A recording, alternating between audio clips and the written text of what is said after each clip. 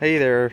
So this is my BMW M4 2015, and I'm doing a experiment because I haven't been able to find anything as far as running a secondary catch can on this car. I have the turner there, but there's also, as a lot of you know,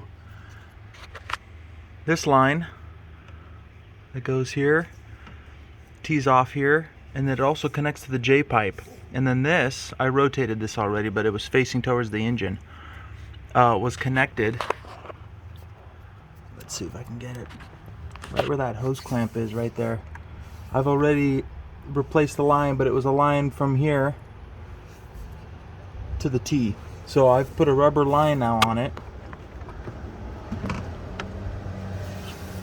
This guy. It's kind of tight in here, but I put this rubber line on. And I don't know if that's like crankcase pressure, vacuum, something. I haven't been able to trace out the lines. It's really tight down there, and I haven't seen where it goes. But one thing's for sure, anytime I have these lines removed, whether I'm doing something, I have to take the intake off, or the J pipe, there's always oil, a little bit of oil in these lines, and I know that this intake has a little bit of oil film in it. So something's blowing by, as it should, but I don't want it in my engine. So I'm doing an experiment because there's nothing out there as far as aftermarket in putting a catch can in line of this system here. Just the one over there, which works fantastic. So let me show you what I got going on now.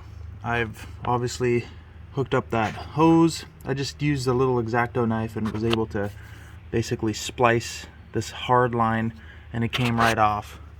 This is the piece here that's gonna connect to here, and I'm gonna be basically tapping a catch can in between that connection to the catch can, and then returning to reconnect here on this guy right there on the T. So let me show you here. Alright, so everybody's setup's going to be a little bit different, but this is my setup with these filters that are shorter, they're not so long. So this is the spot I found to be able to mount it with having hood clearance, because it's well below everything else, and you have to sandwich the bracket between the coolant reservoir, otherwise the screw there is going to be too tall and it's going to hit the brace. But that's a decent spot where I can service it, take it out. It's even got a little dipstick. This is just one of the better eBay ones that I've used before. Some eBay ones are really crappy, but this is, like I said, an experiment. I'm gonna hook it up and see if it does something. If it collects anything, I'll leave it on, and if it doesn't, over some time, it's no big deal for me to revert this back to stock. It's literally just reconnecting a hose. So if I was to guess, this has got to be something for these lines have got to be something for the crankcase pressure relief or vacuum or whatever, because the one over there that everybody is familiar with, that one is specifically for the valve cover. So pressure isn't just in the valve cover, there's also pressure in the block.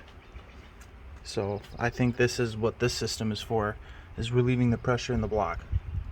So it's not that hard to do. I need to go get another hose from the store because I didn't have enough. It's not long enough.